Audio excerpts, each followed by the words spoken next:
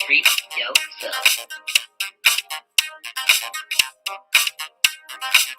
Treat yourself.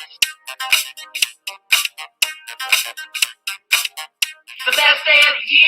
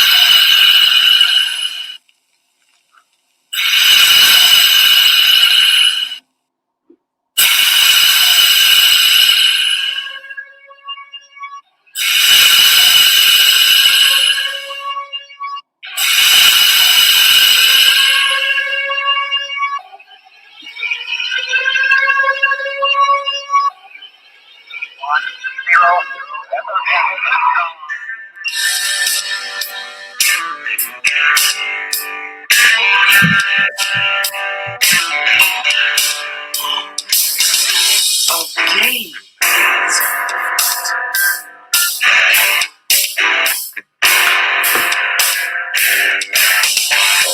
Way too much. You should work better.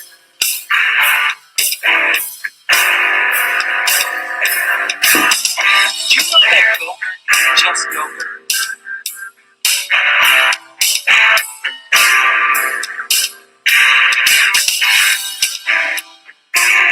This is why I came to America.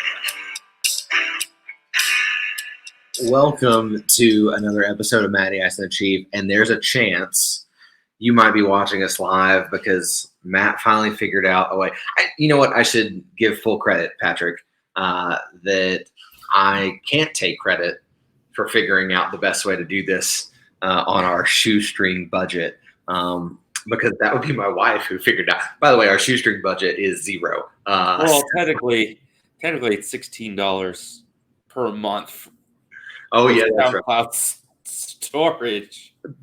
So shoestring budget of $16. Yeah, 17 maybe if we send Patrick a bottle of his favorite drink at the end of the year or something for doing that. But we'll, anyways, we're live. So thank you for joining us. If you are, you're probably not, because we didn't really know that this was going to happen. This is almost more of a test run at this point. But if you're not watching us live, we are doing this thing, of course, in our normal form, which would be the podcast. And we, Patrick, are going to go through multiple conferences. We warned you guys last week that this was going to be the thing that happened, that we will be going through both the Big 12 this week, and we'll be going through the ACC. But Patrick, you of course get bonus conferences because we don't do anything the easy way. We do have extra conferences to talk about because, you know, we both being Power 5 fans, but also being G5 fans, are of course trying to get through at least our champions in a team that we really like in this conference. So Patrick, I'm going to let you start us off. We're going to get right into it. Let's start with Conference USA. Give me a winner of Conference USA, and then give me a team that you think we ought to keep an eye on. My winner for this year, I think it's going to be UTSA. They really took this conference and the entire college football platform by storm last year. I mean, they lost a few guys to the draft. The main piece that I worry about them losing is running back Sincere McCormick. I mean, they lost a few guys on defense. Tyreek Woolen probably being the most impactful there on the defense. But they do have a lot of guys that are still there that I think they can still hold all that strong. As far as running backs concerned, they do get some guys coming in. Like they got Arkansas transfer Traylon Smith. They got some JUCO guys coming in. So I think the running back position is going to be fine. Where about the defense a bit? Their conference schedule and definitely their non-conference schedule is going to be something to look into because their non-conference games include teams like Houston, Army, and Texas. So that's pretty tough for them to go against. But Yeah. I think building off of what they did last year and keeping that core group intact, plus, of course, what they're bringing in, I think they're going to be just fine. So I think that's going to be my winner for this conference. A team to look out for, that is a bit tough. I will probably say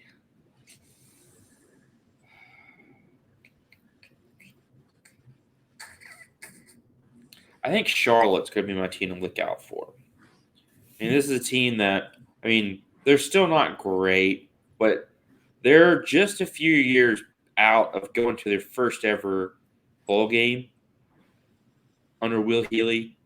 So, and you still having a lot of those guys on this team from 2019. Their secondary is going to be healthy. They've got some skill position guys that I think are going to make huge impacts on this team. They've got Shadrach Bird, Calvin Camp back.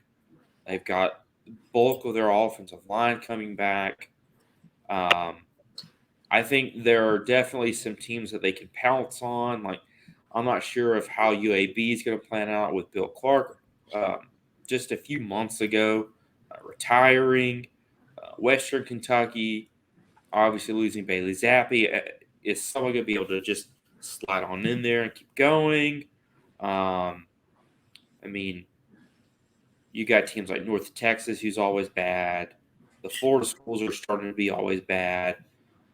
Middle Tennessee, I think they should just go a different route. I don't think Stockstill is doing them any favors anymore.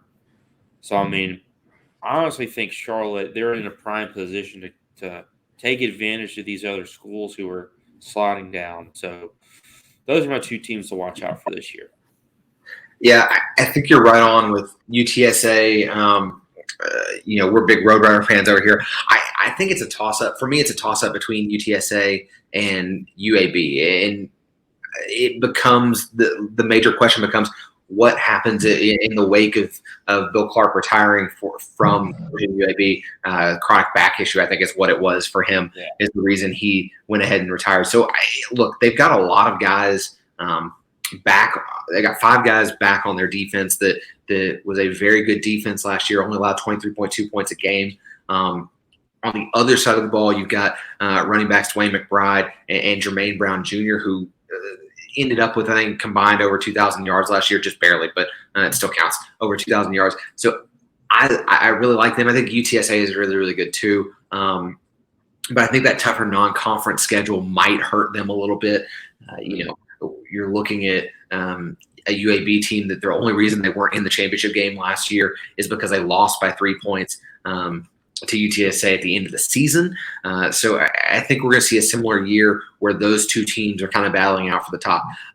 I think you're right on Bailey Zappi being gone from Western Kentucky, so maybe they're not a team to watch out for. So anyway, so I've got UAB winning my championship in Conference USA. Again, I think it's a toss-up between them and UTSA. If UTSA doesn't get too beat up in non-conference play, I actually probably like their chances a little bit better. But I think there's a chance that, you have a letdown game after that non-conference schedule.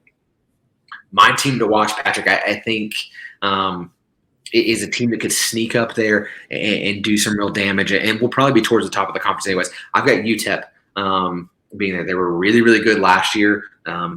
They've got quarterback Gavin Hardison returning, who was absolutely incredible last year. Their defense is pretty solid and will probably be pretty solid again this year.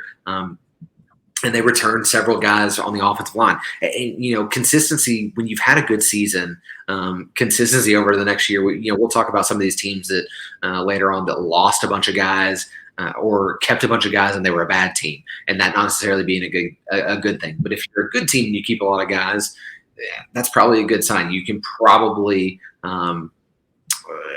get better and better and better. So I've got UTEP being my team that could sneak up in there and maybe take a run at the championship game and maybe win some games. I can't remember their schedule off the top of my head, but I seem to think it wasn't super crazy early on. I know they play a Big 12 team or two, which we're going to talk about because I went through and, of course, picked every game, and I'm pretty sure you probably did too. Yeah, UTEP, I mean, they play Oklahoma second week of the year. They play Boise State, UTSA, of course, last game of the year. So, I mean, they've got some tough games. That Oklahoma game's definitely not going to do them any favors. But, I mean, there's a good chunk of that schedule, like Louisiana Tech, Florida Atlantic, Middle Tennessee, Rice, FIU. Like, they could get on a roll there. And then by the time UTSA game rolls around in November, like they could be a well-oiled machine there, and that'll probably be a really fun game to watch that no one's going to talk about. Yeah, that might be the key there, that no one really wants to. No one's going to talk about that game, but they should. But we've talked about it, so that counts a little bit. All right, Patrick, let's move over to the big daddy of the day. Well, I guess one of the two big daddies of the day. Let's get into Big 12 football, Patrick, and I'm curious where you're going to end up with some of these teams. Again, we'll do what we did last week. So if you weren't here last week, go back and listen to the Pac-12 because you need to, because it's a completely different show, talking about completely different teams. But we'll do the same thing we did there, which is go alphabetically down the teams, and then without saying records or anything, we'll just talk about teams, and then we'll kind of make our picks, quote unquote, and get a final standings that we like and agree, well, not agree on, but that we like for these teams to do during the season. So, Patrick, let's start with Baylor. Baylor went 12-2 last year, returning champs. Man, I don't know if there's going to be a whole lot of drop off here. I guess the big question for them is going to be, can the defense replicate what they did last year? Which last year that was giving up only 18.3 points a game. So that's pretty good. They've got to replace some guys on offense in some spots, but the offense got better last year. So you hope that you keep that improvement going. It's going to help if they have a really, really good offensive line. They returned some guys there. They were really good last year. They're probably going to be really good again this year. Tough part for them is absolutely going to be their schedule. They've got a really tough road schedule. If I remember right, they've got to go to OU, and they've got to go on some of these better teams. I think they got to go to Oklahoma State as well, if I remember right. Yeah, they play away schedule. Start off at BYU, so that's not going to be easy. No. Iowa State, whatever. They go to West Virginia on a week where West Virginia will be coming off of their bye week, which they're both coming off their bye week, so it's whatever. But then, that might be a tricky game because they'll just be coming off of Oklahoma State, which we can talk about later, but probably be a loss. Go to Texas Tech and Oklahoma back-to-back games. Finish off the year at Texas. But so I think you feel a little bit more optimistic about this team than I do. I have too many questions. They lost a lot in their run game. They lose their top three receivers, which they bring both their tight ends back, so that's going to help them. We saw a little bit of Blake Shapen, which what we saw was pretty good. We haven't really seen a ton, though. And I'm not comparing these two guys by any means. But I don't want us to get into the situation to where we see just a small sample size and based off of this very tiny sample size, put this guy on a pedestal. And then the more we see of him, we're like, oh, wait a minute. I don't like this so much. Bring us back to December, November 2021 Blake Shapen. That's what we want. during the whole season. I don't know, especially with a lot of these key weapons gone. I don't know if we're going to get that. We have no clue. Another thing that worries me is I think a lot of teams are going to be able to throw all over this Baylor defense. Their D-line probably going to be one of the best in the country. I mean, probably top 5, top 10 in the country. Linebackers, they're iffy. They're bringing some guys back. They got an LSU transfer, Josh White, who I think is going to be fine, but I don't know if this team is built to come from behind, and if they can't stop anybody in the pass game, they're going to be playing from behind a lot. And again, I don't know if this offense is built to do that. I think last year, if that was the case, yeah, they would be perfectly fine.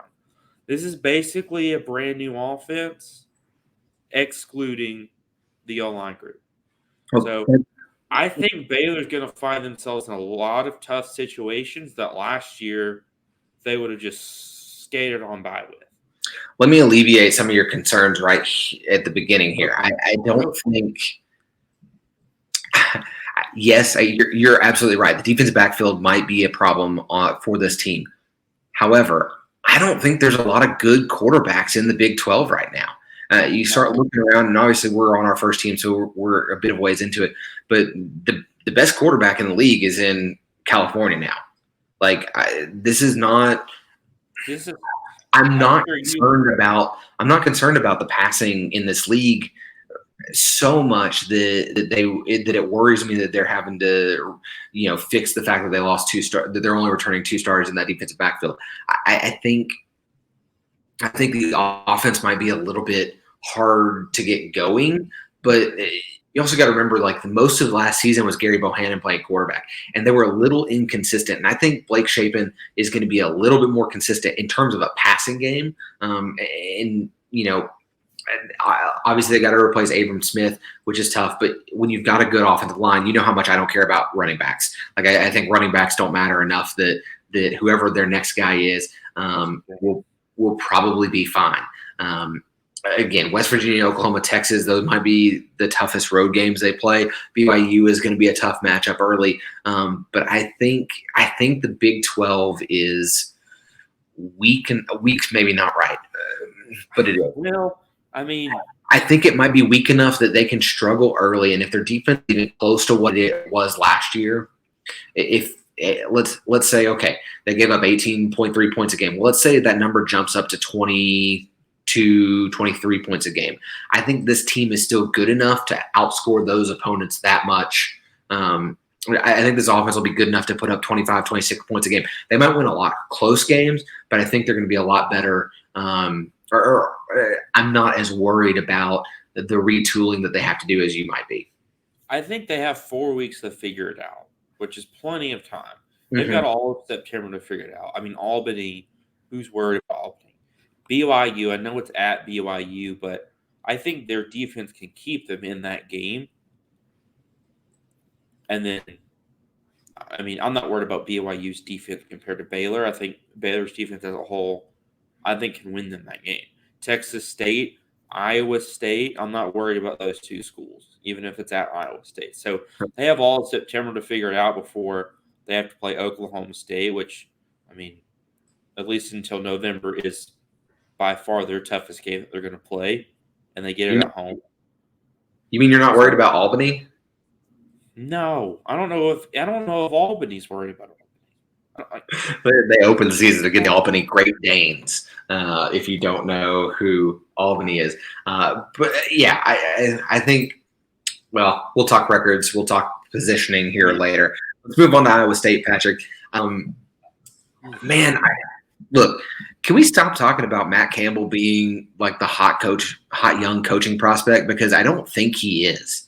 And I think he should have moved on from Iowa State like 2-3 years ago. He let Brock Purdy run him into the ground, essentially. And you look at this year, they've got to replace so many things because a lot of it's gone. So I think early on this team might struggle. They've got to replace a ton. Watch out for wide receiver Xavier Hutchinson. I think he's going to be really, really good. But depending on who's throwing on the ball, it is. Right. I think this will be the year where we really see how good Matt Campbell is as an actual coach. I don't Yeah. think I'm not sold on Matt Campbell. I've never been sold on Matt Campbell as much as a lot of people have. But boy, What's the true test? I mean, yeah. obviously Purdy's gone, Charlie Kohler's gone, Brees Hall's gone. They have a ton of people on defense gone. I mean, they bring back like one, aside from Xavier Hutchinson, of course, they bring back one other wide receiver with playing time. Like, this team is going to be so bad. I can't even begin to describe to you how bad I think this team is going to be. Like, even on defense, like, teams are going to be able to throw the ball all over them. They don't really have a lot of linebacker depth, especially from what they had last year. So to lose what all they've lost on defense, like this team is going to be, like 5, 6, 7 years ago, how we saw Iowa State, and we're like, oh, this team has just been hot garbage. And then all of a sudden, Campbell comes in, turns it around, and they're like, oh, wait a minute, maybe they have something here. We're gonna see this year, like, wait a minute, this is normal now.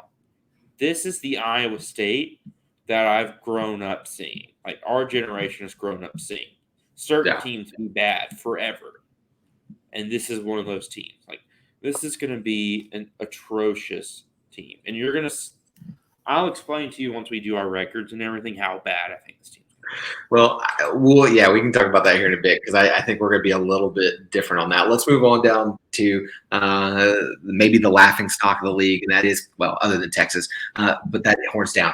That's our first one of the year, by the way. The other laughing stock of the league who beat Texas last year, and that is Kansas. I think, simply put, I think Coach Lance Leopold has them going in the right direction. But they're going in the right direction from driving from Manhattan, Kansas to Los Angeles. And they're just outside the city limits of Manhattan. Like, they're so far away from still being what they need to be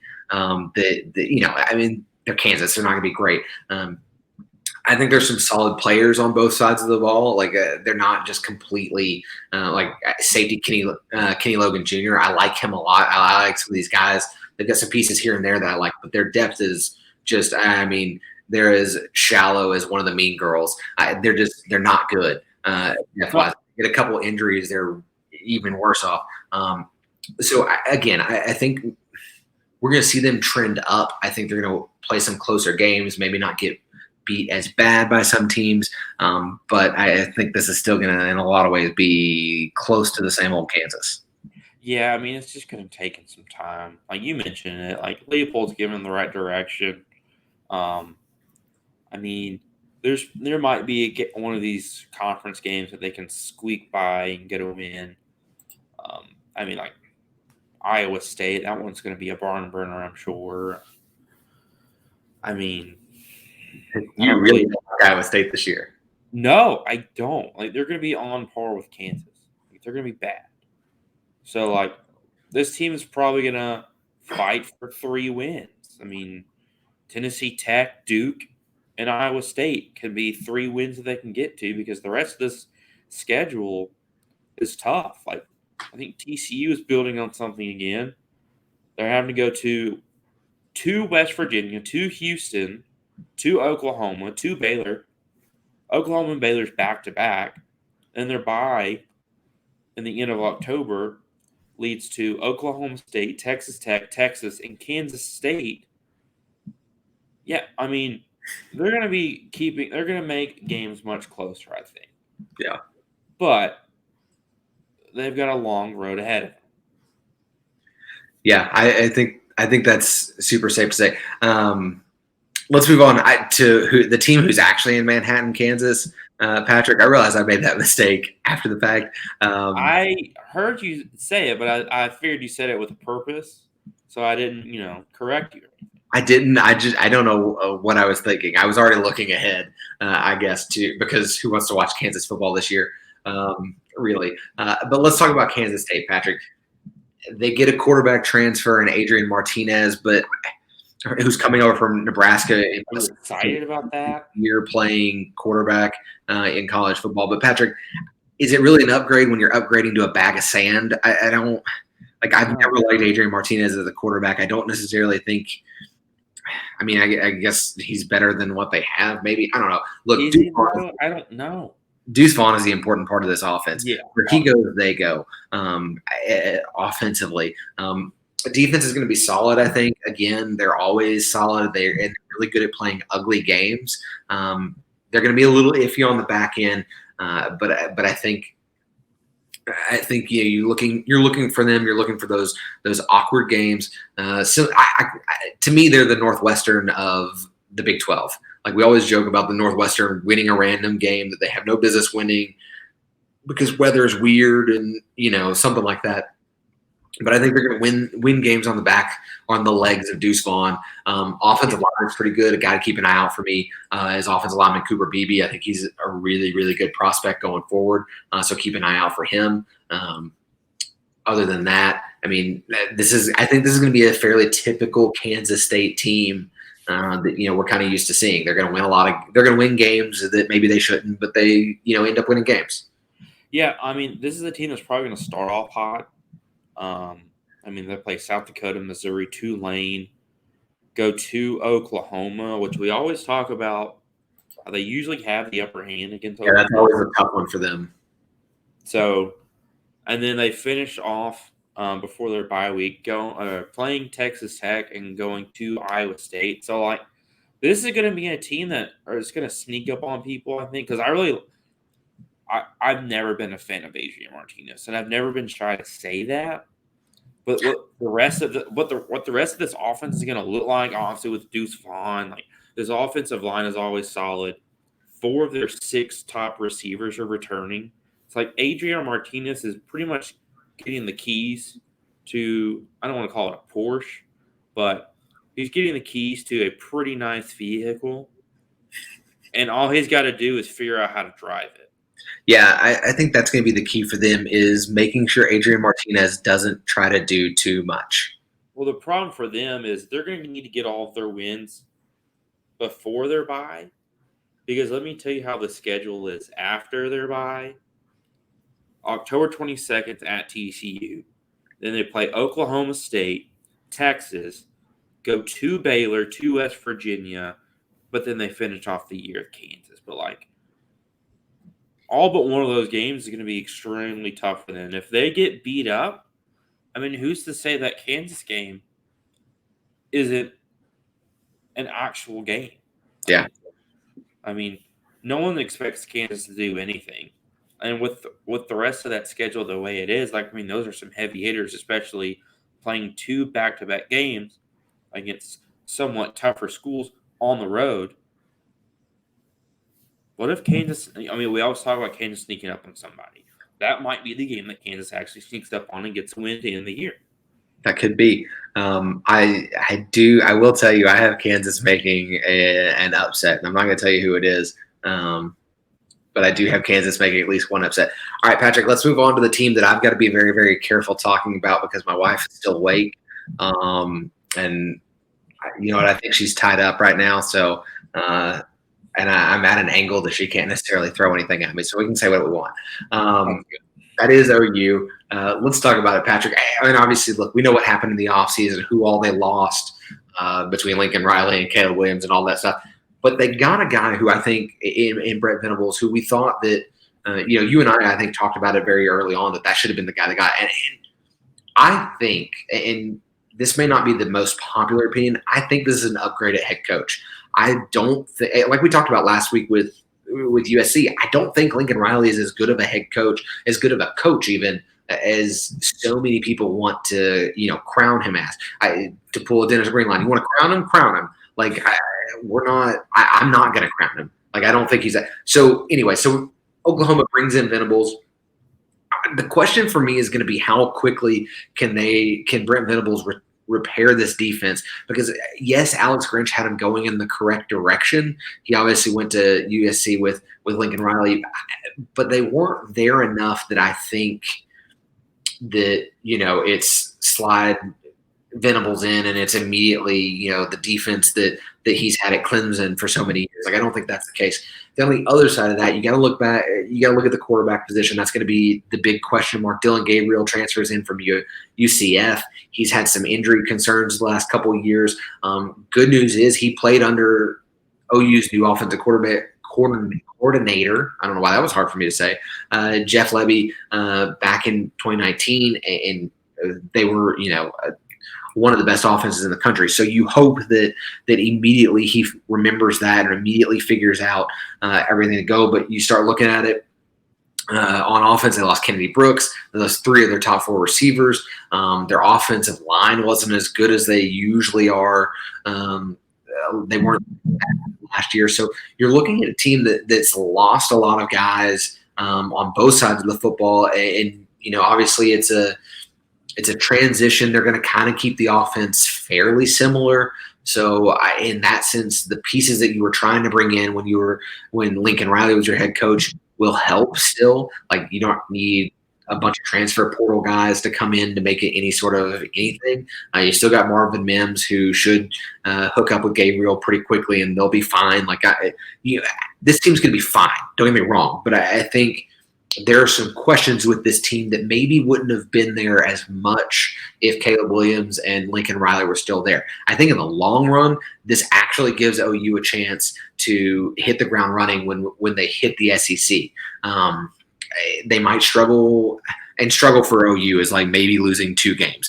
So we're not talking like massive struggle, but they might take a little bit to get it might be more of a diesel engine sort of situation. I know we're not we've made a lot of car references so far. Like it might take them a bit to get the engine going, but I think once they do, they'll be a better team. So maybe 2-3 years down the road, this is a team that might be actually challenging for a championship instead of just showing up in the playoff and getting beat by 46 points or whatever. So they're going to be fine. Don't get me wrong. It might not be the best OU season ever, but it's not going to be terrible. It'll be fine. Long term, they're going to be just fine. I mean, you think of it, let's talk even like recruiting aspect. So obviously, once Lincoln Riley goes to USC, you're starting to see the transfer portal grow, and all these guys are going to USC, and mainly, and this was like the conspiracy theory, like all of his 2022-23 class was from the West Coast. And where does he go? He goes to West Coast, Los Angeles. So all those guys decommit, go to USC. Well, a lot of them do. Some of them go to other schools, but a lot of them go to USC. So a lot of 2022 class, some of them stay, but mainly next year's class just crumbles. But what they're doing now slowly, Venables is slowly actually bringing that back up to a top 25, top 15 class. And if you take notice, you're starting to see more like 4 or 5-star defensive players commit to Oklahoma. Typically, whenever they have a top 5, 10, 15 class, they get those 4 or 5-star players. It's wide receiver, it's running back, it's a quarterback. It's on the offensive side of the ball. Because we're used to seeing Oklahoma, and we're used to seeing this conference as a whole put up Madden-type numbers on offense and then just completely forget about the defensive side of the ball. What's Oklahoma's struggle always been for years? It's defense. Yeah. And now we're starting to see, the defensive side of the ball get all of these top recruits. And Oklahoma doesn't really have to worry about the offense. That can recruit itself. Now they're starting to build that class up with defense.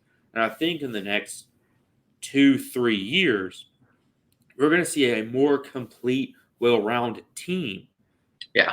Because of Venables, because of what he knows on defense, because of what he's been able to build in other schools, obviously Clemson being the last one. He's going to be able to do hopefully the same thing for Oklahoma. And then once they get back to where they're used to, and then let's say they make another playoff appearance, well, it's not going to be losing by 40 points anymore. They're actually going to be able to keep it an interesting game, if not, be in action the entire game and actually win for once because they've been able to build an actual team. And I think they're going to be able to actually coach games. We mentioned last week, he is not, and I say he, I mean Lincoln Riley. He Yeah. is not anyone who knows how to adjust. He can script a first quarter like it's no one's business. Like anyone can script if they do their homework. They can create the first 2-3 drives because they should know what they're doing. But when it comes to adjusting, he does not know what he's doing. He can't do that. I think Venables is going to be able to actually do that. And you're going to see a huge difference in Oklahoma games. So this year, take it with a grain of salt. You're still going to be fine. You'll still probably win 8, 9, 10 games. Like, don't worry about this year. Next year and then 2024, I think, that's really when you're going to hit your stride again. Yeah, I think again the thing to look, if you're an OU fan, the thing to look forward to and the thing to keep in mind is that this is no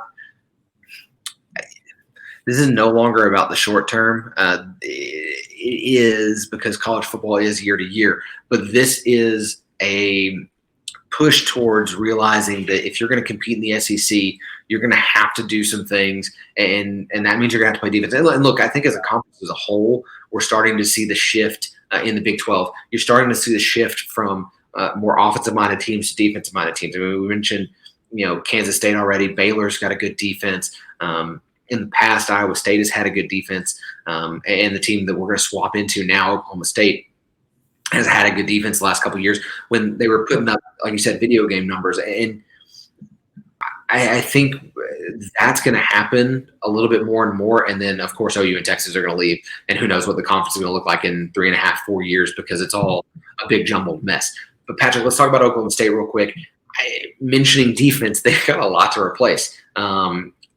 Namely, all 4 of their starting defensive backs. And that's a dangerous place to be going from in a team that, or in a conference that, again, still is able to pass the ball pretty well. Yeah.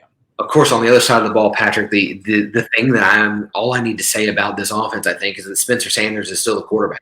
And if Spencer Sanders is still the quarterback, who knows? It's not going to be very pretty football. I think thing to watch out for with them on the defensive line, they're still pretty solid. Watch for Brock Martin and Colin Oliver, who combined for 19.5 sacks last year, to continue kind of their dominance and be able to rush the passer a little bit. And, of course, rushing the passer helps the defensive backfield a lot. So bringing in 4 new guys, you hope you get a good push from them, and maybe that'll settle some things out. Other than that, though, Patrick, I'm not super stoked about anything with this Oklahoma State team. I think they'll be solid again. But, again, if Spencer Sanders is your starting quarterback, unless he's improved like Josh Allen first year to second year sort of situation, I am not sold that they're going to be any better. I think they're going to be probably worse than last year because their defense isn't going to be as good. That's really the only concern with this team that I have is going to be the defense. I mean, their defensive line, we talked about Baylor. This is another defensive line group that's going to be top 10 in the country. And that's by far going to be their best group on defense. I mean, you mentioned it. Like, they're having to reload basically from top to bottom on the defensive backs. Linebacker room is no exception either. I mean, they took a lot of hits in the linebacker room. Xavier Benson is going to be my guy who I think is going to take a big leap. And you're gonna see him fly around, I think, on the defensive side of the ball. But, I mean, if you make it past the D-line, I think you're okay as far as your opposing offense is concerned. So it's really going to be how Sanders really has to take the next step. Like, he really has to do so. And, I mean, he's just – you've heard me talk about him, and you feel the same way as I do. Like, this team was great last year, but the guys just ain't it. Yeah, So he held them back so much last year. he really did, and that says something with how great they were as a team. Because they were 12-2 last year. Yeah. Yeah, 12-2. I mean, they were one game-winning tackle. They're the reason Baylor probably didn't make the playoff. Yeah, is that one shoestring tackle on the goal line in the championship game. Yeah. I mean, I don't know. I don't think they're going to be bad by any means. I do think they're going to end up taking a step back because of what they lost on defense. It helps that they bring basically everyone back in the receiving corps, but this offense is really got it. Like they don't really have a lot of wiggle room, and that's what worries me. Yeah, I think you're right there. Let's move on to TCU, Patrick. Man, they weren't great last year. Obviously, Gary Patterson being out. This is the first time since 2000. That's weird to think about. We're going to see a team without Patterson. Yeah.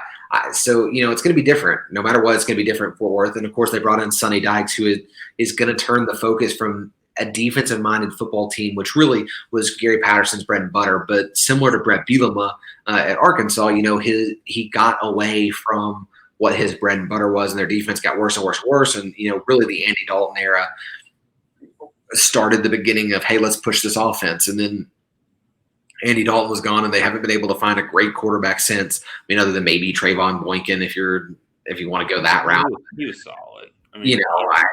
They haven't had a really great defense since the Andy Dalton era.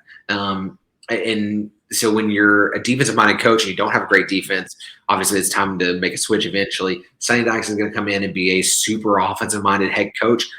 Yeah. I think, given what's on their roster, I think that's going to take a year or two, maybe 3 to figure out. I know a lot of people think that might happen a little bit quicker. But, look, you're talking about a quarterback battle between Max Duggan and Chandler Morris. I'm not exactly thrilled about those options. And then you throw in the fact that they're going to have to learn an entire new offense down there. I think this is going to be a year of transition. I'll leave it at that. Yeah, this is going to be, I don't know. When we talk about TCU, this is really where we get to middle of the pack. Do I think they're going to be like Kansas, like Iowa State? Do I think they're going to be that bad? No, I don't think so. I think they've got some things there. I think what they have at quarterback, it's not going to blow you away, but I think it's fine. I think the biggest blow to this offense is the fact that Zach Evans is gone. Yeah. They've got pieces on defense that are going to keep them in games. They've got a lot of their offensive weapons coming back. But like you mentioned, I think it's going to take a little bit of time. And maybe that stalemate at the coaching position, maybe that's what they needed. Maybe they needed that little shakeup. The last few years, going back to 2018, 7-6, 19, 5-7, 20, 6-4, 21, 5-7. So they've been stuck in this rut for a while and really haven't done much to fix it. So I'm not expecting a lot out of this team, but I don't expect it to be awful. Yeah, it'll be interesting to keep it on them. Keep an eye on for Sundays going forward is cornerback Travius Hodges-Tomlinson. I think he's a really, really good cornerback prospect. So keep an eye out for him. That's one of the few areas where they have a real standout on the defense. So keep an eye out there. All right, Patrick, now's the time to ask the evergreen question. Is Texas back? And Patrick, horns down. I think, they're pinning a lot on, is Quinn Ewers actually a good quarterback? And, I think, obviously, we don't know. He didn't play a single snap at Ohio State. And obviously he got beat out at Ohio State despite coming in early, despite graduating essentially throwing away a whole year of high school football to come play at Ohio State. Doesn't play a snap. Now he's transferred to Texas. And man, I just don't know. The run game's obviously going to be fine with Bijan Robinson. Like they're going to be okay there.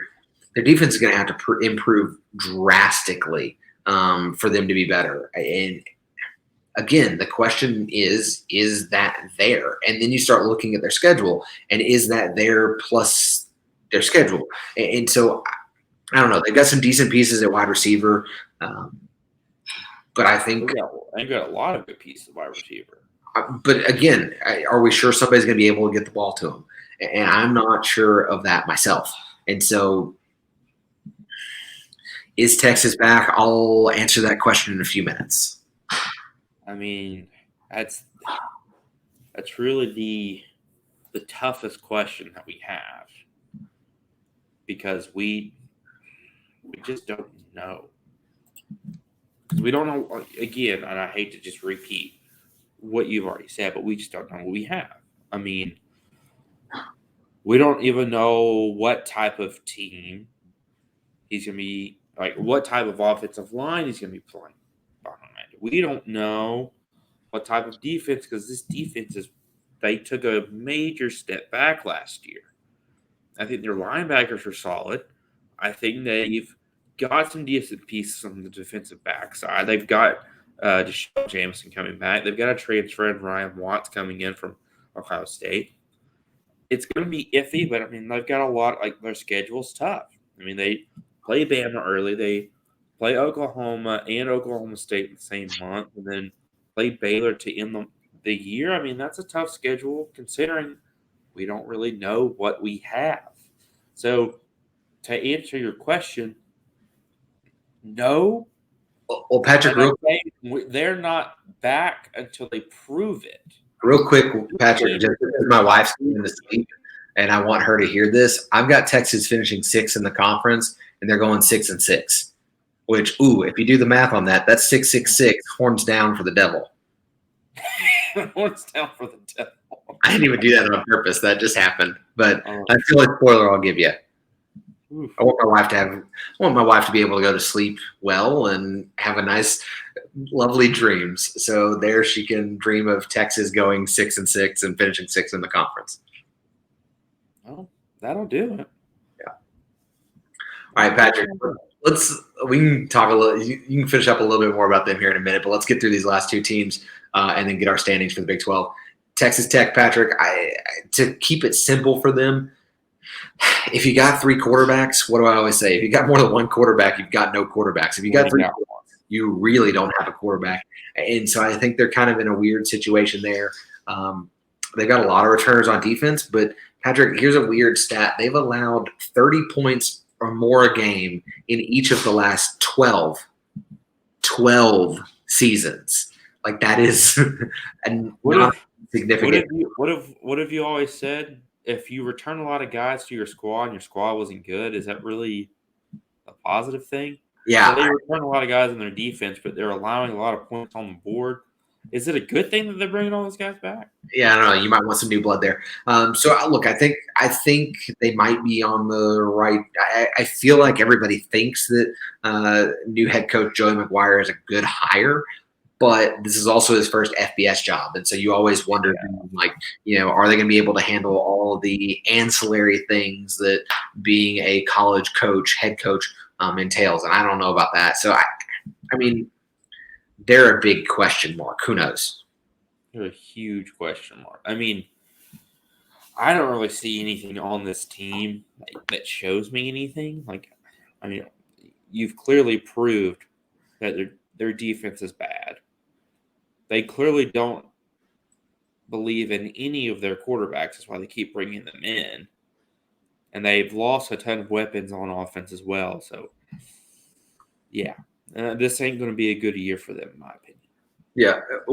When you've got 3 quarterbacks battling for a position and you run a pass-happy offense, you might have an issue or two going forward. So there's Texas Tech for you. Patrick, West Virginia's up next, the last one in the Big 12. And you seem to really, really like them based off some of the things I've heard so far. a little bit more questioning of them. They got a lot to replace on that defense, especially on the back end of the defense. And yes, they were stingy last year. Yes, they're really good, but again, they're losing a lot of pieces. So you wonder how quickly they can get that in. And then the other big question for me is you've got a new offensive coordinator in Graham Harrell, and I love Graham Harrell's offense. I like what he has the possibility of doing. Can they make this offense more potent with JT Daniels and Graham Harrell? How quick do those two guys mesh together and become a good offense? I like the running back room with Lynn J. Dixon and Tony Mathis. So I think, to me, Patrick, I think the schedule, when we do our final standings, the way the schedule played out, I don't like this season for them. But I think this is going to be a team where the record does not show how good of a football team this is. And so I think, for me, I think this is a good football team or a decent football team that's going to lose a lot of close games. Well, see, I like this team because of the reason that you mentioned, because of JT Daniels and Graham Harrell, especially because of the connection that they had both being at USC at the same time. So I like the familiarity between the two. I'm sure that's one of the main reasons they brought him in, and obviously to turn the offense around, because I think Harrell's a solid coordinator. But yeah, I think that's another reason why they brought him in, especially bringing in JT Daniels, is because of the fact that I think them two linking back up together, it's going to really jumpstart the entire buildup of this offense. So that's another reason why I like it. Another thing for me, it's a small thing. I think them being where they are geographically compared to a lot of these other schools in the conference, I think with the travel aspect, I think it helps them a little bit. So I think them getting a solid schedule as far as teams going to them, I think helps them a bit. But I think this, if you're going to pick a team that I think can sneak up on you, I think Kansas State is one of them. And I think West Virginia could be another. So, I mean, I'm not picking them to win the conference by any means, but I think this is a team that's going to give other schools some trouble. Yeah, I agree with you on that last point there of West Virginia and Kansas State being the teams that are going to give people trouble. I think the difference for me is that historically, the last couple of years, Kansas State has been the team that has the experience of doing that, and I think West Virginia is quite there. And so that's why, again, I think we're going to be probably wildly different on a final standing / record for those two, for that team. But I think we actually probably rate the team itself very, very similarly. So I'm curious where that is. So with that being said, Patrick, let's move on to our final standings. So final standings being, this is where we thought they were going to be at the end of the regular season. Obviously, we'll then have a championship game and we'll pick a champion. So Patrick, first off, you want to go bottom or you want to go top? You want to start from the bottom or from the top? I'm going to start from the bottom. Now we're here. I've got Kansas at the very bottom. I have them going 2-10 again. I've got Iowa State 2-10.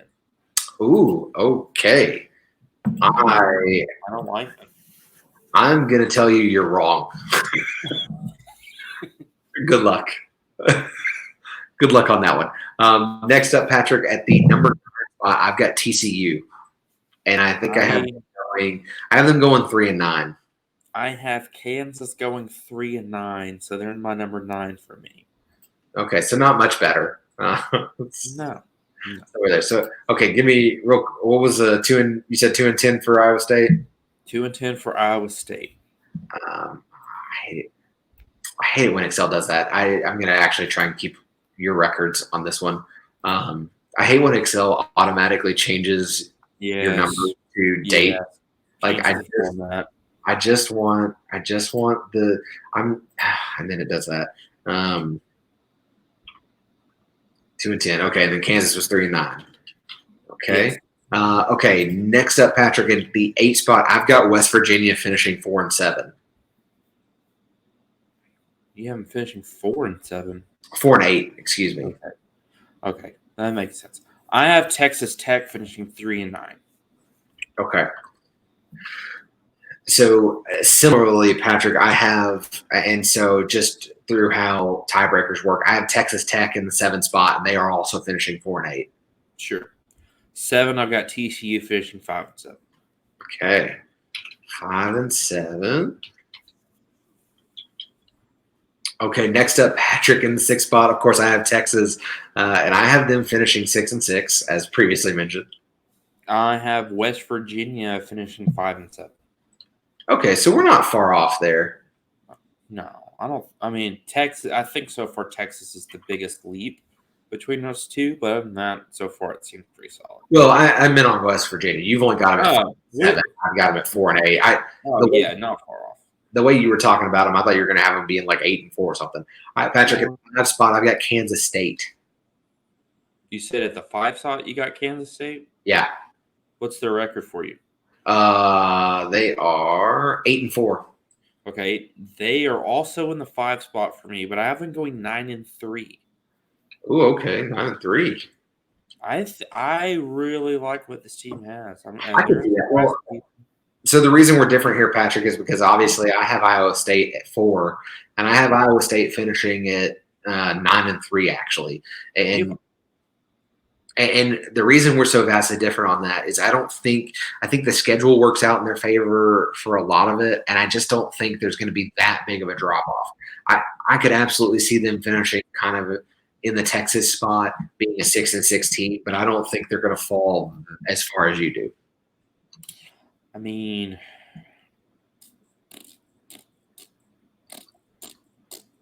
I see where you're coming from, but at the same time,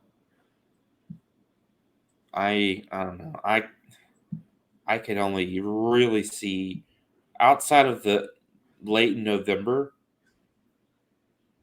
I can only really see 2 wins. And we'll disagree. I mean, outside of maybe Kansas, because that one's really a toss-up for me. Yeah. See, I've got Texas losing to Kansas as well. That was my other upset. I went ahead and picked it again. All right, who you got at 4, Patrick? 4 got Baylor at 9-3. Ooh, okay. Baylor at 9-3 at number 4. So obviously some tiebreakers come into play there. All right, Patrick at 3. I've got Oklahoma State, and I have them finishing 9-3. I have Texas at the number 3 spot. I have them finishing 9-3. You are much more generous to the Longhorns than I am. Patrick, at number 2, I've got OU finishing. See what I have them at 11-1. I have OU at number 2, also finishing 11-1. Okay, and so that means you're going to be very similar. You're going to predict a team to go undefeated, I guess. Actually, no. No, okay. I've got Baylor going undefeated in the regular season. I have Oklahoma State at the top, okay, finishing 11-1. Okay. All right, so there's that.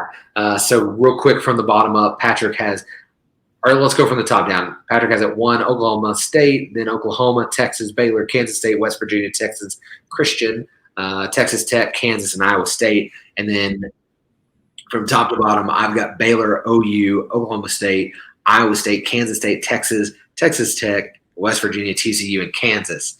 So, Patrick, that means you have an Oklahoma State, Oklahoma championship game, and I've got a Baylor, Oklahoma game.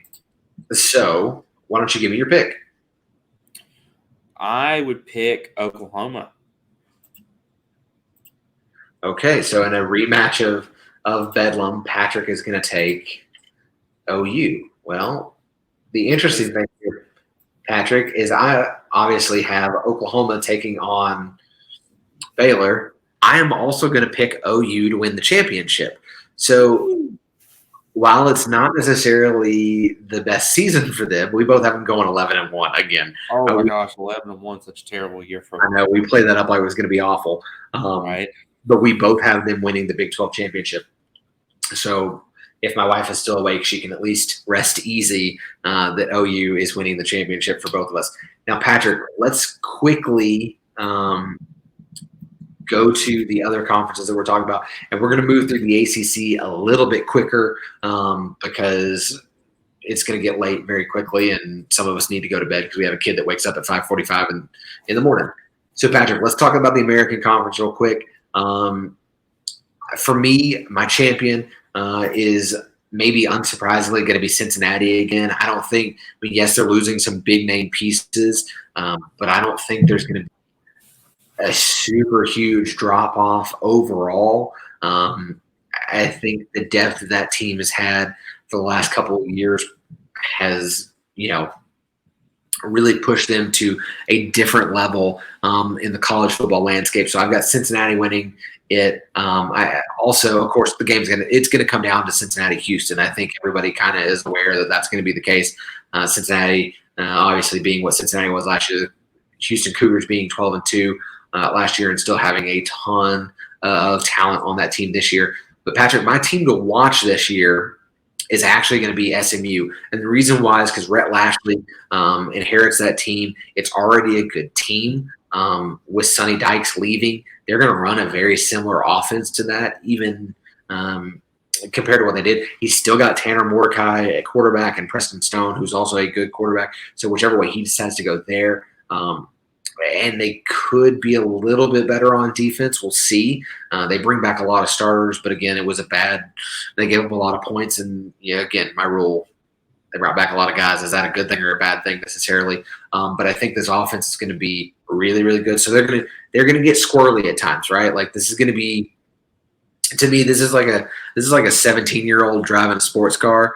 Like it's going to be a lot of fun to watch. It could also be an absolute train wreck.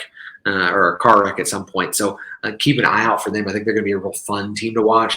But I don't think they're necessarily ready to challenge for the AAC title. So Cincinnati for me, and then SMU as a team to watch. Yeah, I'm going to go, as far as my team to win, I'm going to go Houston. Okay.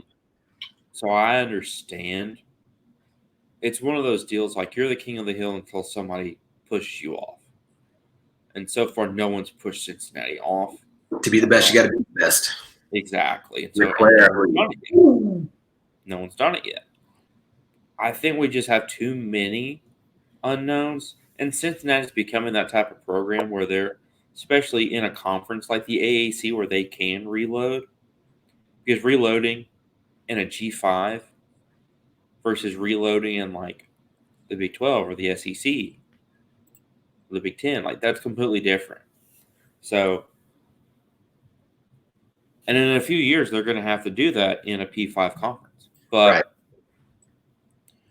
I don't know. Like it's unknown for everyone.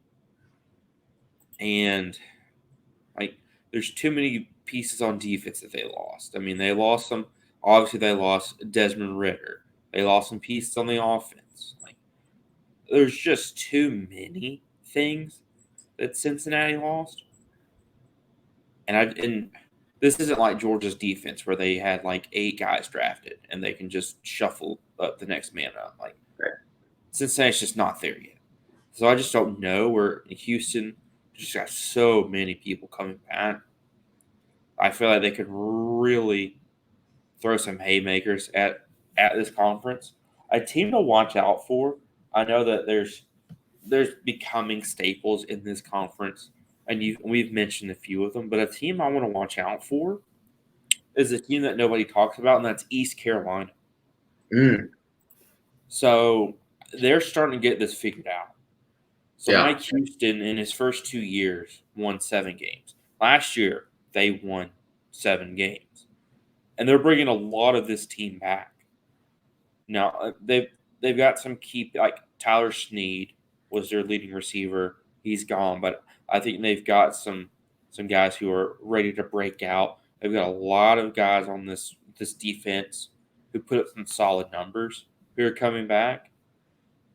I think they are poised to build off of a successful year that they had last year. And I'm interested to see what this East Carolina team can do, especially with teams like Memphis, Tulane taking a big step back, Tulsa, UCI. There's a lot of these schools who were used to being powerhouses. They're really falling down a mudslide right now.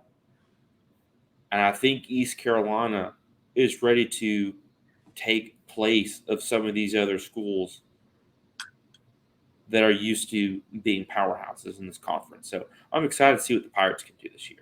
Yeah, I think that's a good shout. All right, Patrick, let's go to the ACC. We're going to blaze through these as fast as we can. Let's start in the Atlantic Conference. So we'll start, again, alphabetically. We'll go Boston College first. For me, Patrick, obviously the injury last year to Phil Jerkovich derailed the offense early in September, and they were awful. I think they scored like 40 points in the stretch of the games he missed. So they were bad. So his return this year should help. They bring back 7 guys on the defense, but they got to get a little bit better at the pass rushing. For me, the player to watch for them is actually a group of players. Their offensive line has been essentially completely rebuilt, and you've got to protect a quarterback in Phil Jerkovich, who a lot of people actually really, really like. So keep an eye out for how that offensive line does.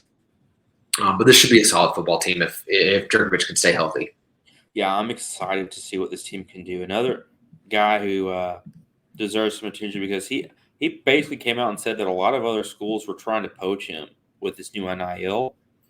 And he was like, no, I want to stay. I want to see what we can do. That's Zay Flowers, their top wide receiver, who didn't put up just enormous numbers last year, but he didn't have his quarterback. So you're not – if you're taking a big step back and he's throwing the ball to you, that's going to happen. You mentioned they bring a lot on defense.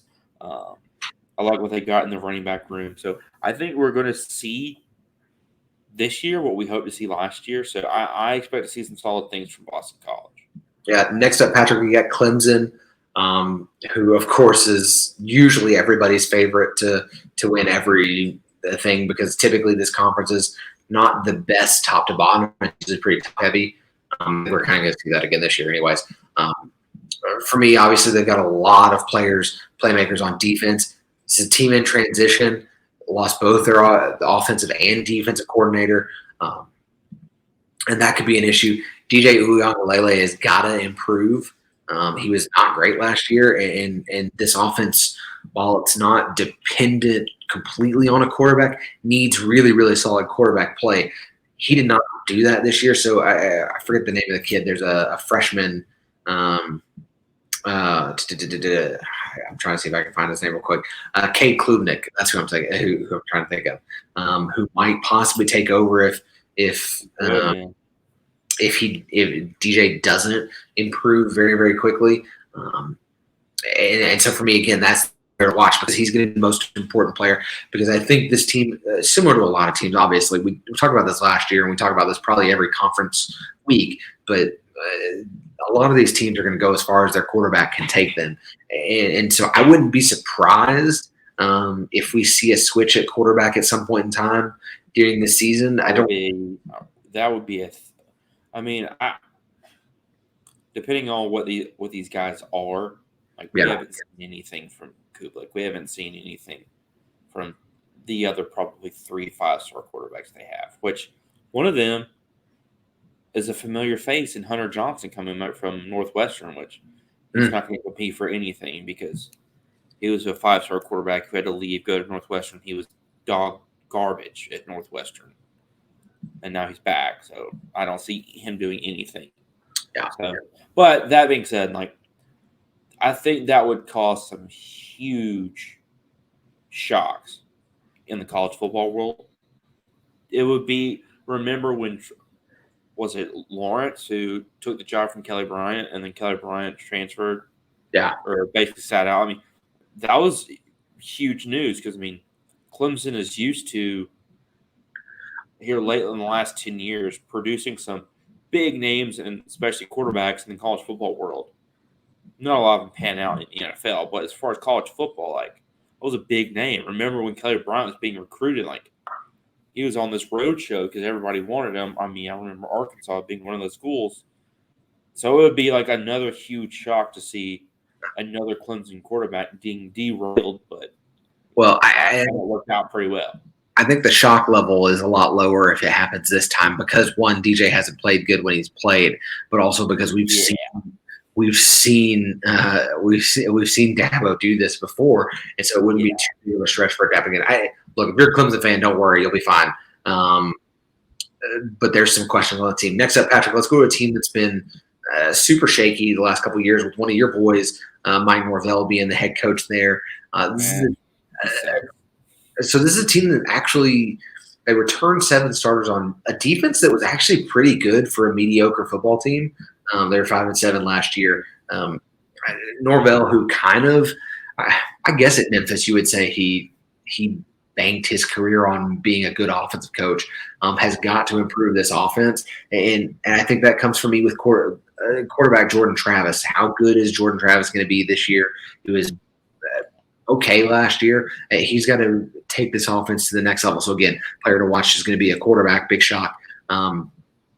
But I think this is a case where if Jordan Travis can play exceptional football, this could be a very good football team. If Jordan Travis plays mediocre football, this is probably going to be a similar team to what they were last year. Which, I mean, I don't see them being just too much better. They might win another game or two. This is not going to be an exceptional year for Florida State. I mean, you mentioned Jordan Travis. I think that's going to be that's their offense. I mean, he's their top leading rusher, clearly their leading passer. He's got to make big strides in the passing game, which he doesn't have Milton breathing, in the back of his neck. So it's his team. It's not splitting between him and Milton anymore. They do bring a lot of weapons back.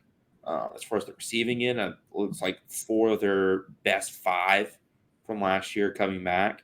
A lot of defense is coming back. So they've got things to build on, I will say. As far as the schedule goes, week 4, September 4th, LSU is going to be tough. Playing Boston College, Wake Forest, NC State, and Clemson all in a row. And then Louisville on top of that. It's not, a shoe-in either. So the top half of their schedule is brutal as far as conference goes. Then after their bye, it's Georgia Tech. They go play at Miami, Syracuse, Louisiana, and Florida. So, I mean, this is a tough schedule for them. Yeah, I seem to recall when I was going through and picking, that's going to really be like their Achilles heel per se. Is they weren't given any favors. Yeah, not at all. And I think that, again, that for me was very much the issue I had with picking their schedule. Is I kept thinking, okay, well, maybe they could be better, but then it kept going, okay, well, they're not going to win this game. I don't think they win that game. And, you look at it, and then all of a sudden their schedule or their record ends up being what their record ends up being. Let's move on to Louisville. Patrick, you mentioned him just a second ago. For me, Cunningham is back at quarterback. They've maybe replenished some weapons. But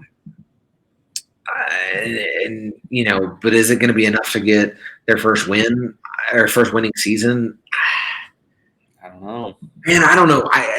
For me, the big question mark for them is this team has got to show an ability to win toss-up games. So much that's what separates good teams from bad teams. And this team to me just doesn't seem like – I don't know if it's a confidence issue for them or just a little brother sort of issue for them. I don't know what it is. But for some reason, this team to me doesn't seem like a team that can win toss-up games. And I really like what they have at tight end with Marshawn Ford. I think he's a guy to watch out for. Yeah, he's going to be great. And, that it is never a problem to have a weapon at tight end. But I don't see this team winning a lot of close games. I don't see this team stepping up and winning a lot of games that might be question mark games. So I'm almost at a wait and see with them. I really kind of need to actually see them play this year to see what they're going to be. I mean, obviously, that can be said about any team ever. But for me, I wouldn't feel comfortable picking this team in a lot of games, and it's going to show when we pick records. Yeah, I mean, this is a team that it feels like year in and year out. You can see they're on the cusp. They win games that they clearly should win, but when it comes to them, playing against even just someone just similar to them as far as opponent goes, they get too nervous, maybe, or I don't know what it is, but they just can't. They can't grab the game. Yeah. They can't grab it and take control. And their record proves it. Their play is going to prove it, and it has been for the last few years. Like, I don't know what it is, but it almost feels like you can see that they can do it. It's just that they just get too nervous, and I get almost deer in the headlight type of deal. Like you see flashes in the pan in every single game. Yeah, and their schedule matters most. They're not going to show up. Yeah, and the schedule doesn't do them any favors this year either, so that doesn't help. Patrick, let's move on to North Carolina State. And boy, we liked this team last year. I was a big fan of this team last year. They bring back Devin Leary. And Patrick, they bring back 17. You heard me right. 17 starters. There's only 22 starters you can bring back, Patrick, and they brought back 17. Bring back basically all of them. And this was a good football team last year. They went 9-3 last year. So you bring back 17 again players on a team that went 9-3, and you expect them to be at least as good as they were last year. So for me, if Dennis Leary, wow, I did it. I knew I was going to do it, and I did it. When I was prepping for this show, I thought I'm going to say Dennis Leary. Devin Leary, if he can have another solid season, I think the Wolfpack can take that next step and really challenge for a conference title. This is going to be one of the best defenses in the conference, especially anchored on defensive line by defensive tackle Corey Durden, among a lot of other pieces that they have that are really, really solid pieces.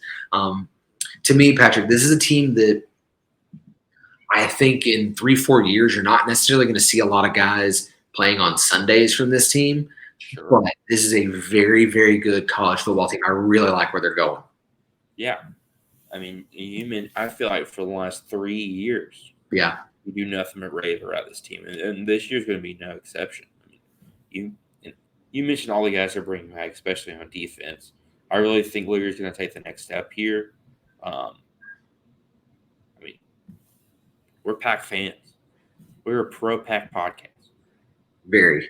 This year's not going to be an exception. Yeah. We have, for those of you here today, we have certain teams that are not a part of our usual fandom, not a part of the SEC. They're not Arkansas. They're not Arkansas State, where we went to school. So they're not teams that you're used to hearing being fans, depending on where you are geographically. But I mean, there are certain years where like and you'll hear it this year probably with new teams, but we just gush over it. And NC State for the last probably 3 years is that team, and will definitely be that team this year. Yeah. A team that will not be Patrick is Syracuse. Look, they've got a tough schedule, and Dino Babers hasn't won more than two conferences. When is he going to get fired? Like, he might have the hottest seat of anybody in college. That makes no sense. The back half of the defense is going to be okay, but dude, they've got to get so much better in so many other places, especially at quarterback. Garrett Schrader was just awful down the stretch. Like, there's bad and there's Garrett Schrader. Like, that's kind of the level we're talking about there. So they've got to do better there. Sean Tucker might be one of the best running backs in the conference, but he's not going to get a whole lot of opportunity to carry the football because they're going to be behind so much that he might as well sit out. I don't think this is going to be a very good football team.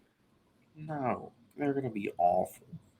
Like, there's no point of even discussing them. They're going to be so bad. Yeah. Well, then let's move on to a good team, Patrick. Let's just be done with that. Patrick, let's talk about Wake Forest. Wake Forest, Sam Hartman, of course, coming back. And I'm going to say it right now. I think is on the short list for the Heisman Trophy. I mean, we saw what he did last year.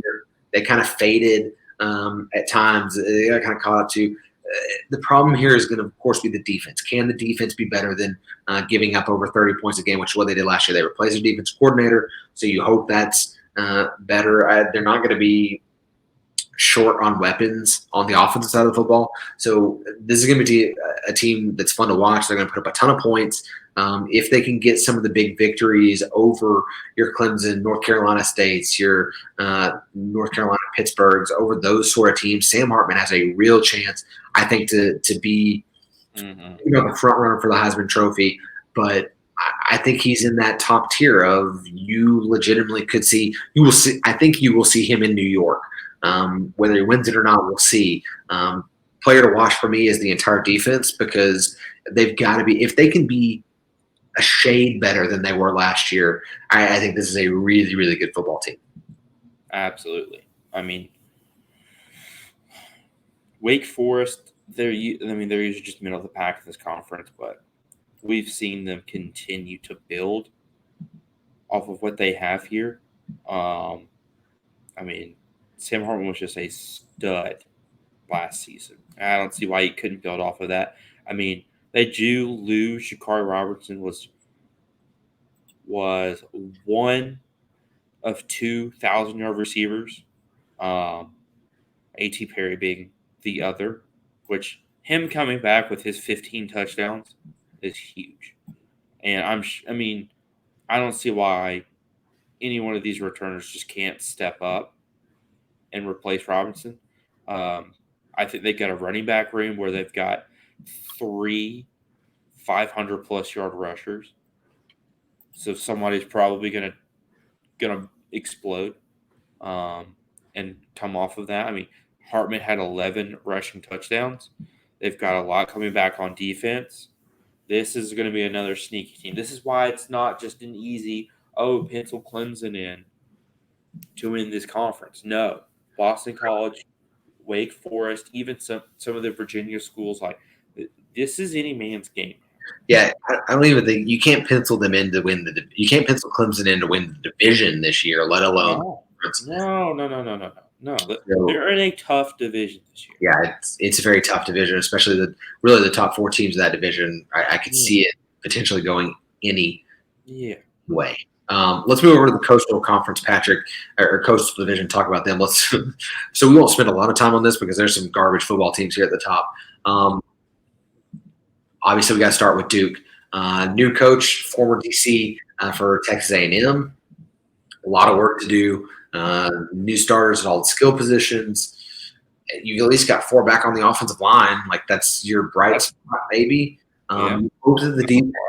Look, the defense has only one way to go, and it's up because they gave up 46.6 points per game last year. That being said, Shaka Hayward on defense is a pretty good linebacker, along with Dorian Masai. So keep an eye out for those 2 guys. They've got to lead the defense. They're going to switch to a 4-2-5, so that might change some things. They're going to be the 2 in the 4-2-5, so that helps. But this is a bad football team. Yeah. I mean, we're not really used to seeing Duke just being a barn burner, and this year's not going to be an exception. Like they're going to be so terrible. Well, you want to go to Georgia Tech, Patrick? Well, another terrible team. Yeah, let's go for it. Yeah, this is probably another case of a guy who's on a hot seat, maybe a little bit less than Dino Babers, because Dino Babers was sort of he's won some games at least. He's made some upsets here and there. Georgia Tech, not really the case. This is his 4th season. He's returning 4 starters with a brutal schedule. You look at their schedule; they've got a schedule that just. It's one that you might make if you were playing NCAA football because you wanted to get your smaller team to a national championship and you were going to play every single game. But that's not the case. Their running back room's okay, but not much else. They've got 1 receiver, Patrick, that has more than 15 catches. They lost their quarterback from last year. It's not a good look. Look out for Charlie Thomas on the defense at linebacker, but other than that, I mean, there ain't. I feel like there are so many guys who got plucked away from this team and transferred to other schools. Yeah. That there wasn't really much there to begin with, and what was there has all shipped off. So I mean, it's going to be so bad. It's going to be bad. Yeah, let's just move on to Miami. Look, Tyler Van Dyke was good at quarterback last year for him. Obviously, Mario Cristobal's coming in as a new head coach, and I would say that's a step up for them. Tyler Van Dyke should be fine. He's got plenty of weapons around him. He lost one of his receivers last year, but they should be okay on offense. The trick is that Mario Cristobal is going to have to improve this defense very, very quickly because I think that's their weak spot. And so to do that, I think is going to take a little bit longer than a year. They're still going to be a good football team. There's plenty of talent on that team on both sides of the football. But I think it might take a little bit longer than just like right now, especially again because there's some good football teams around here, around this conference. I forget who they play in the cross division matchups, but this is again a tough enough schedule that even being a good football team, they're going to struggle at times. On the offensive line, keep an eye out for Zion Nelson. Very good, very, very good offensive line for them. Absolutely. Yeah, I mean, Cristobal's, I feel like so many people say with insert whatever previous head coach, Miami is higher than he's going to turn it around. No, he's going to turn it around. I mean, this is one of their guys. He's a Miami guy. I mean, Oregon was never struggling before he was there, but I mean, he really did take them to the next step. And I think he can I think he can turn this team into a Clemson in the sense of always competing for conference titles. And I think he can turn Florida, like the state of Florida, I think he can shift them into, okay, man, we're all going to be Gators too. It's actually a cool, once again, to be a Hurricane. Like we saw one era that was a dominant Miami team. Then we saw another era, basically the eras that were filmed and made into documentaries that were the U. I think we could finally see a third era of it's cool to go to the University of Miami again. I was going to say, Patrick, put some respect on how cool Miami has been in the past several times. But, you know, they've kind of gone in. Had the turnover chain. Yeah, they've gone in 10-year segments of like being really good and then not being good, and being really good and then not being good, and being really good and then not being good. But I think they're going to be heading in the right direction with Cristobal. It just might take a year or two before they're finally like they're there. Next up, Patrick got North Carolina, and they coming off a 6-7 season. Really, I guess that's right. They're coming off a 6-7 season. Mac Brown. Do what? I said, yeah, last year really wasn't that great for him. Yeah, I wrote it down, and then I wrote it down reading it again. I was like, wait a second. So look, Mac Brown's got to replace his entire offense basically because Sam Howell's gone, and that's kind of what they relied on last year. And with him being gone, that's not great. He's got one. Whoever plays quarterback for him is going to end up having one of the best wide receivers in the country in Josh Downs. So keep an eye out for him for sure. It always helps a new quarterback to have a very, very good wide receiver.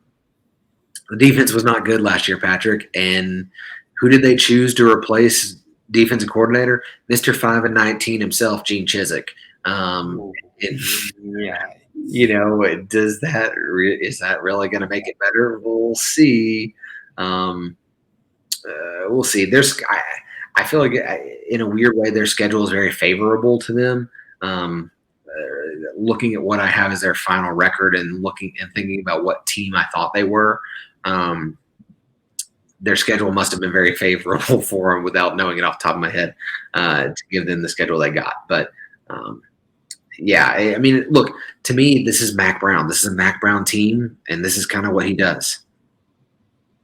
Yeah, I mean that really nails it there. The interesting thing I'm gonna look forward to is who wins the quarterback battle. Yeah, and it's interesting because we have Jacoby Criswell in conversation for that job, who, if you remember, was a big recruit out of the Central Arkansas area. Mm-hmm. And I remember when Sam Pittman was hired, he made a last-minute big push to try to get him onto the Hawks, which, I mean, Criswell kudos to him. I mean, he committed to North Carolina pretty early, and he stuck with them despite that last-minute push by the home team. So, I mean, he showed love to a team that showed love to him pretty early on. For Homer's sake, I hope he wins that job. Yeah, that's going to be a big determining factor on how good this team can be is what they get from the quarterback position. So definitely a quarterback battle to keep an eye on. Next up, Patrick, speaking of teams that had to replace their quarterback, Pittsburgh, they finished 11-3 last year. Obviously, we know they're replacing Kenny Pickett. They're also going to have to replace wide receiver Jordan Addison, who went to USC like we talked about last week. Keaton Slovis, who ironically came from USC at one point. Was that just last year? Did he just come in this offseason? Yes, he did. Okay, it's hard to keep up with these guys sometimes. So in a way, they traded Jordan Addison for Keaton Slovis. I would much rather be USC in that case. I would too. But look, they've got a running back room that's full of playmakers, and they might have to be good because of what they're having to replace with the other angle of attack for the offense. Defense returned 7, so they should be playing okay. They led the league in rushing defense last year. What they weren't great at was big plays through the air, so they've got to tighten that up a little bit. I think it's still going to be a pretty good team. We'll see how quickly Keaton Slovis slides into playing quarterback at Pitt. It'll help that he has a lot of handoff opportunities with a good backfield, but there's not going to be a massive drop-off on this team, I don't think. I mean, I think there will be a drop-off. I don't know how big of one we'll see. It really just depends on who can step up and be the next man, because you can't really replace the award-winning best receiver in the country. That's just not something that can be done unless you're Alabama or Ohio State. Like if you're those two schools, that comes natural to you. But if the best receiver in the country came from the University of Pittsburgh, you're not going to be able to replace him. You just can't. So it's how as a collective can you replace the impact that Jordan Addison had? Because one man alone, no matter who's on your roster right now, they're not going to do it. So you've got to see multiple people step up to replace that giant gaping hole that is Kenny Pickett and Jordan Addison. So, Patrick, let me ask you a question. Who do you think is a top quarterback in this conference? Who do I think that you think? Yeah. Probably Hartman. Either that or maybe Armstrong. Okay, you're right on. You're right on. So really, I actually think Brandon Armstrong, Virginia's quarterback, so we're obviously moving on to Virginia, is the best quarterback for Sundays in this league. I think Sam Hartman is probably the better college quarterback. So say what you will about that. Fun fact, I am there's a big group of us guys who still communicate, who were diehard listeners of the defunct, I hate saying that, Stick to Football podcast with the Miller brothers. And we made a college football fantasy league, and my number one quarterback is Brandon Armstrong. You remember when we did that a couple years ago, and I had was it Mackenzie Milton that I had it? Yeah, I don't remember who we had. I don't remember like rosters or anything, but I remember that league. And I remember there were a couple of us who just absolutely destroyed that league because we knew Power 5 players, and so you had a bunch of people going after like SEC players and Big players, and we're like, no, this is fantasy football. Like we're going after the Power 5 guys who are going to have like 600-yard passing games. You mentioned that. So my first pick, there's 14 guys in this league, and I had picked 13. Ooh. So my first pick was Brendan Armstrong, and it's a super flex. So you can start 2 quarterbacks. Beautiful. My second pick, you will never guess who my second pick was. I won't, but I'm excited to hear who it is. It is Central Michigan running back Lou Nichols III. Yes. who was probably one of I think he easily finished in top 5 as far as running backs scoring wise.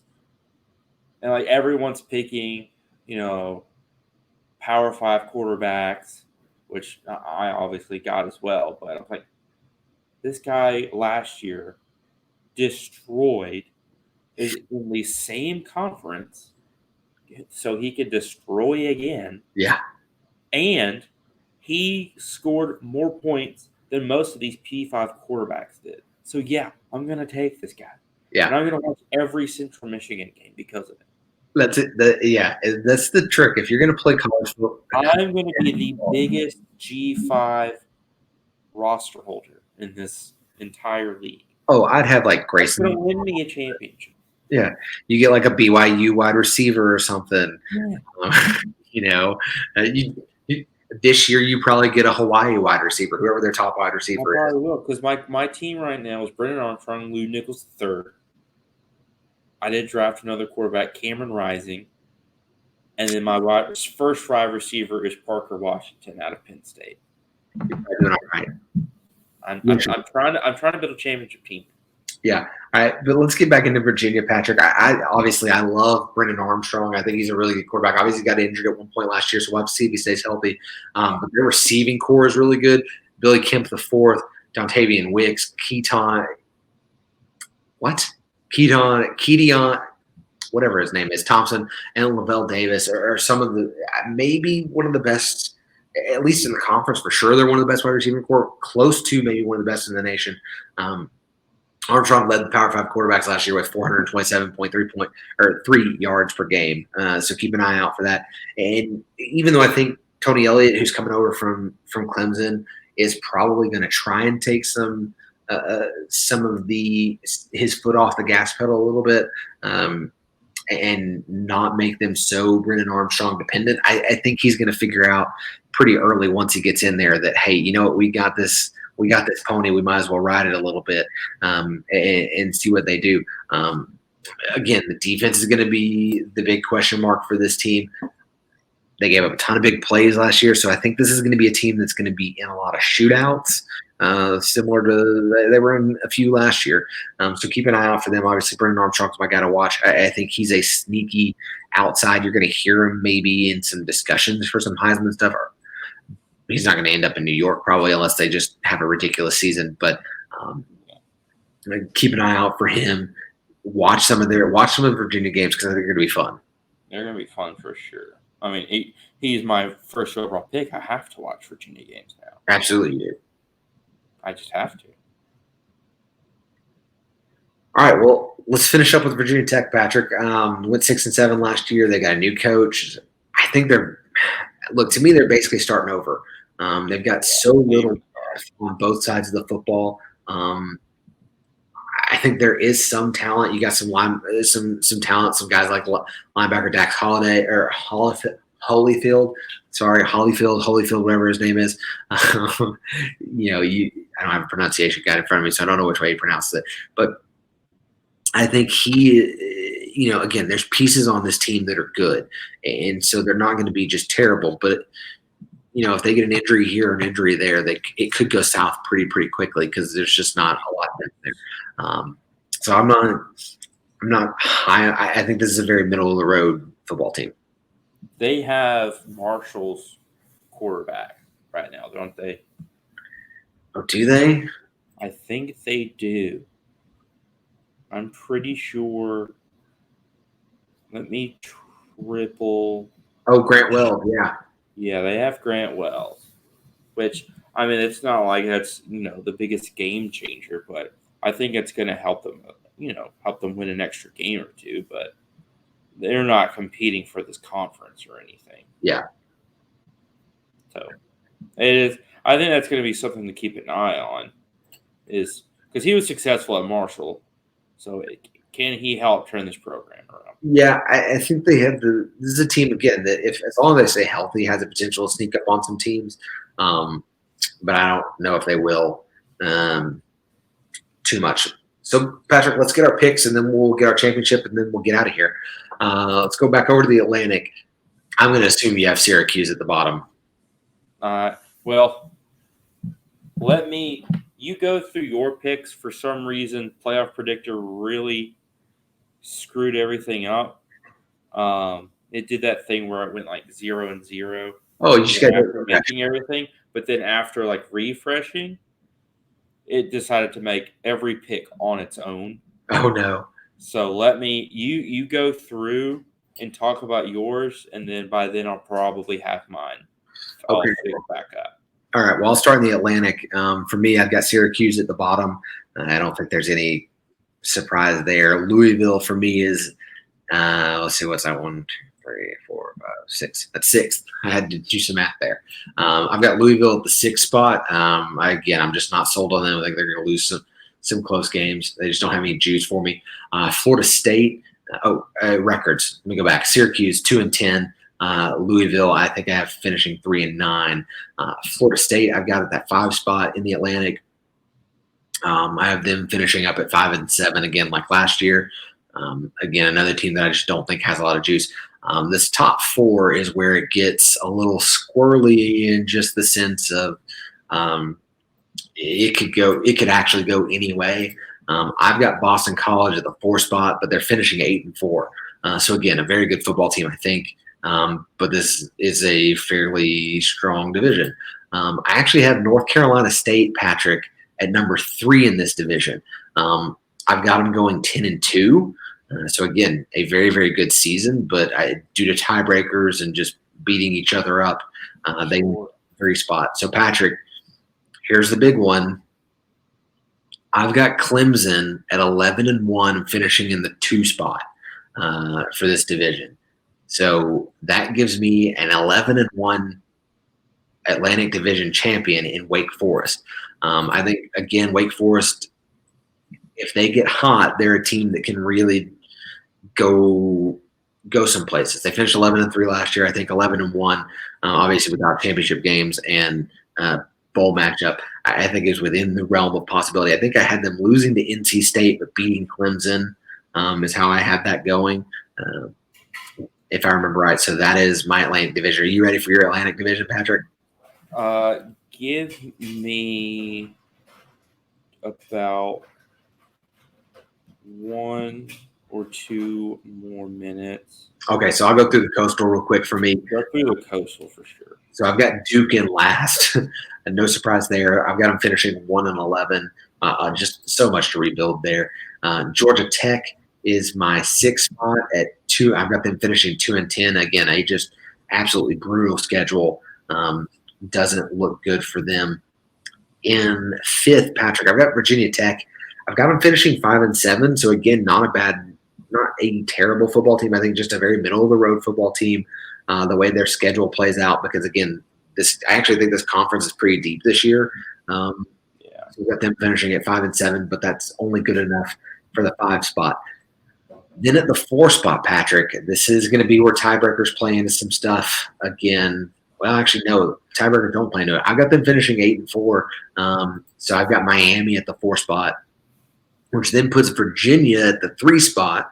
I've got them losing a tiebreaker to North Carolina, who I also have finishing 9-3, who take that 2nd spot. And I've got Pitt repeating as your Coastal champion. I think I have them finishing 10-2. So I think there will be a bit of a drop off, but not a significant drop off. So they're my Coastal Division champs. Patrick, are you ready? I think so. Okay, so let's go. It could. I may have to go back, but for right now, I think I like where I'm going. So I'm going to go the Atlantic. Yep. 7 for me is Florida State. Oh. 3-9. Oh. Number 6 for me is Syracuse, being 4-8. Okay, give me just a second. Sure. Florida State 3-9. Syracuse 4-7. You said 4-8. 4-8. That's math. 5 is gonna be Louisville at 5-7. Okay.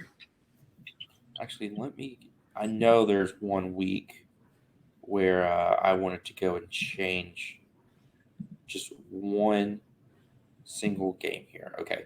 So number 4 for me is Boston College at 9-3. Okay.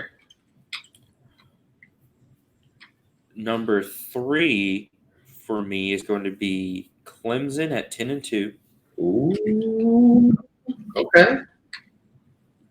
Number 2 is going to be NC State What? at 11-1.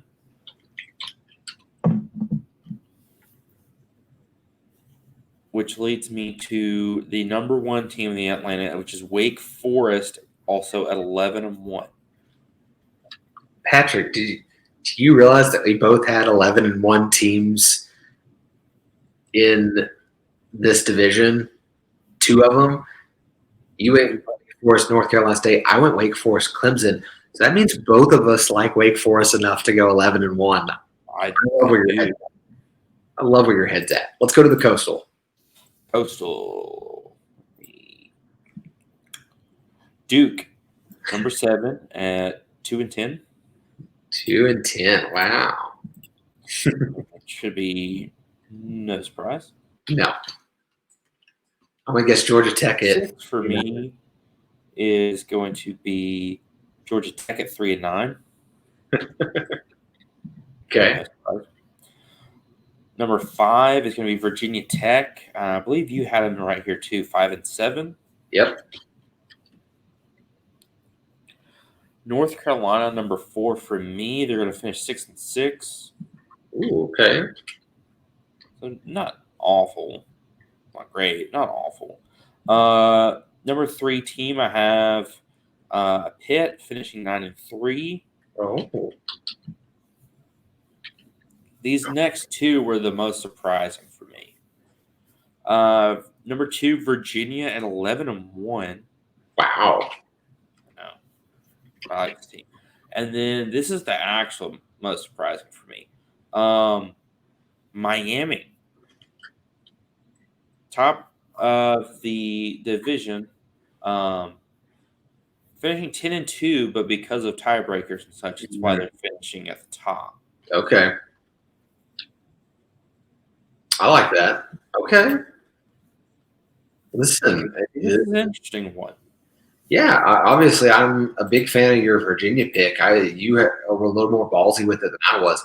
I think the interesting thing about doing it the way we've kind of done it, and I think at least the way I've done it on this, is that I go through, like, I do my write-up or whatever on all these teams, and then I go through and actually, like, picking every single game. Like, you see this, like, you see the week to week to week, and you start going, okay, well, Forest is on a run all of a sudden. Yeah. You know, I don't see them losing that. I don't see, and then you're also picking Boston College at the same time. So you're like, well, okay, well, they just came off this loss, and so Boston College playing way, it changes maybe the dynamic of what you think a team is when you see them game to game to game, week to week to week. So it's always interesting to see where these teams end up. So Patrick, that means you got a championship game that is Wake Forest versus Miami. My championship game is Wake Forest versus Pitt. You tell me first who's winning the championship. I would have Wake winning this championship. Okay. We don't talk about these things before we do a show. Patrick, we picked Oklahoma to win the Big 12. We've both picked Wake Forest to win the ACC. We might be the only show that talks about college football. We might be the only show that talks about sports that's not a Wake Forest specific show that has 2 people that are both picking Wake Forest to win the ACC championship. I love it. I'm here for it. It's fantastic. Beautiful. So there you have it. Wake Forest, OU. Pat picked Houston to win the American Conference. I picked Cincinnati to win the American Conference. In the Conference USA, I went UAB. Patrick went Roadrunners, UTSA, meet. So there's that. So look, I know that was a lot to throw at you guys. Thanks for sticking around. and seeing that. And I'm sure at some point we'll post with all our champions or something at least, so you can see all of those for sure in one place. But we will be keeping up with this. Obviously, at the end of the year, we'll look back and see how we did. But that'll do it for this episode. If you've watched after this is live, because I realize I got late, but if you watch this live on Facebook, awesome, thanks. We're going to try and start doing that every single time. So be ready for that. We'll get on a little bit more of a normal schedule now that we actually know what we're doing there a little bit.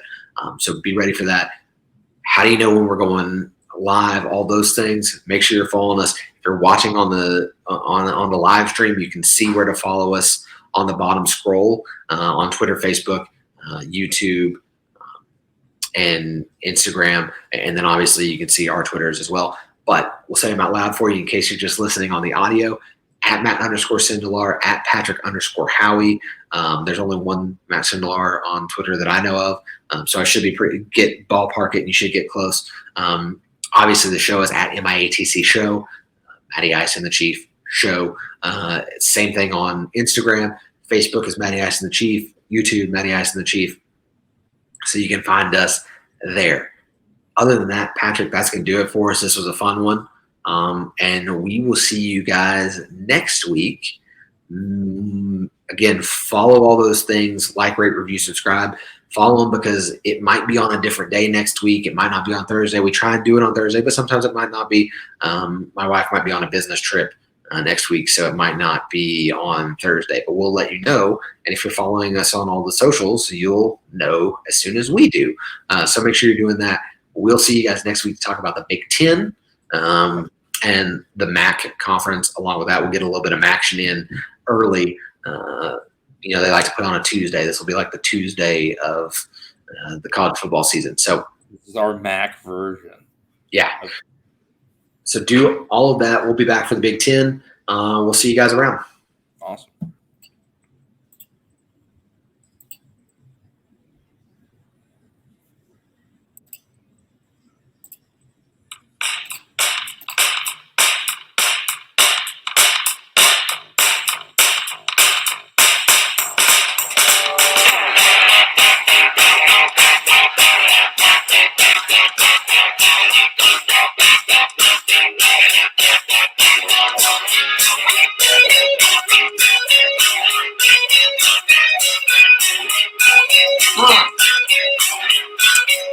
That's sort of an opening up.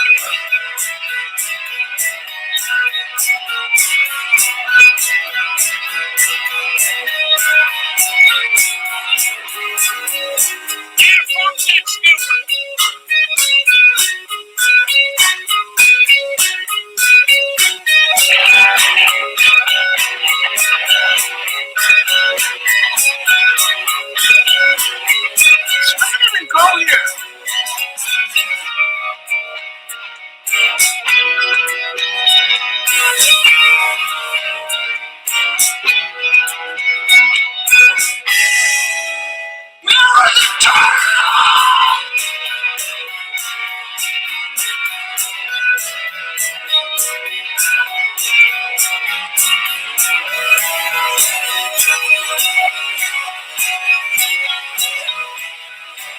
Here's to feeling good all the time.